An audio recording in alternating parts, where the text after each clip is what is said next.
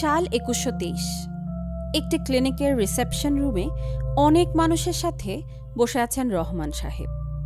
বয়স 40 ছুঁই ছুঁই। সম্ভবত ডাক্তারের সিরিয়ালের জন্য অপেক্ষা করছেন। ক্লিনিকের দেয়াল ঘড়িতে সন্ধ্যা 7টা বাজতে 5 মিনিট বাকি দেখা যাচ্ছে। তবুও রহমান সাহেব বারবার হাত ঘড়িতে সময় দেখছেন। তিনি অপেক্ষা করছেন কারো জন্য। বোধহয় কিছুটা অধৈর্য হয়ে পড়েছেন তিনি।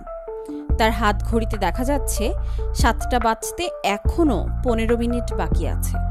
তিনি হাত ঘড়ির টাইম ঠিক করছেন। এর মধ্যে মোবাইলে একটা কল এসেছে।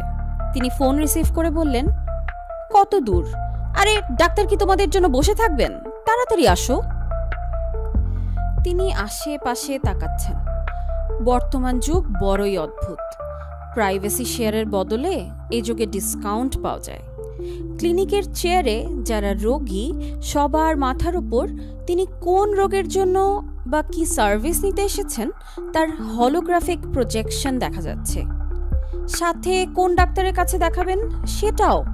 মার্কেটিংয়ের নতুন নতুন সব কায়দা কানুন হরহামেশা আগেও এসেছে। এখন অন্য সবার মতো ডাক্তাররাও নিজেদের মার্কেটিং করছে পেশেন্টের মাথার উপর হলোগ্রাফিক প্রজেকশন দিয়ে। পেশেন্টের মাথার উপর অসুখ সহ ডাক্তারের নাম দেখা যাবে, এই মর্মে অনাপত্তি পত্রে স্বাক্ষর করলে 30% পর্যন্ত ডিসকাউন্ট পাওয়া যায় এখন। গরিব মানুষের আবার প্রাইভেসি কি?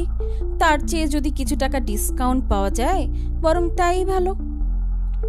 এখনকার যুগের মানুষের অসুখ বিসুখগুলো বেশ অদ্ভুত।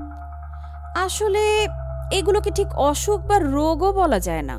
তথাকথিত রোগ ব্যাধি বিদায় নিয়েছে সেই 21 শতাব্দীর শেষ ভাগই। এখন মূলত মানুষ ডাক্তারের কাছে আসে বায়োলজিক্যাল সার্ভিসেস নিতে। যেমন ধরুন, কারো গিরায় গিরায় বাতের ব্যথা, সে চাইলে তার এই বাতের ব্যথা দূর করে ফেলতে পারে কারো পায়ের গিরা ভাড়া নিয়ে। ব্যাপারটি বেশ সহজ। সারা বিশ্বে অর্থনৈতিক মন্দা এখন স্মরণকালের মধ্যে সর্বোচ্চ। সারা পৃথিবীর 90% মানুষ দারিদ্র্য সীমার নিচে বাস করে। বাকি 10% মানুষের কাছে 90% সম্পদ।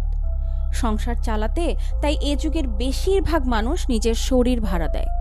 ব্যথা বেদনা থেকে শুরু করে ক্যান্সার, এইডস সবই এখন অন্যের শরীরে ভাড়া দেওয়া যায়।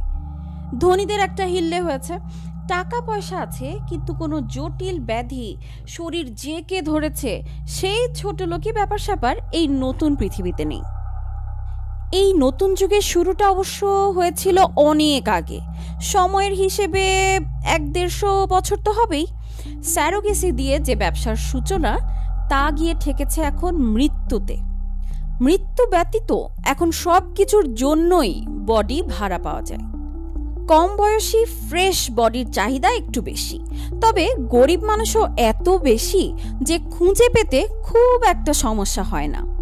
যেহেতু অসুখ বিসুখ নাই, তাই ধনী মানুষজন এখন আরও বেশি মনোযোগ দিতে পারেন নতুন নতুন ফন্দি ফিকির বের করে গরিব মানুষের রক্ত চুষতে। তাদের এখন মেইন টার্গেট মৃত্যুর জন্যেও যাতে বডি ভাড়া নেওয়া যায় এরকম একটা টেকসই প্রযুক্তি আবিষ্কার করার দিকে গবেষণায় কারি কারি টাকাও ঢালা হচ্ছে এই নিমিত্তে। হয়তো কিছুদিনের মধ্যেই এই বিষয়েও একটা না একটা পজিটিভ নিউজ আসবে।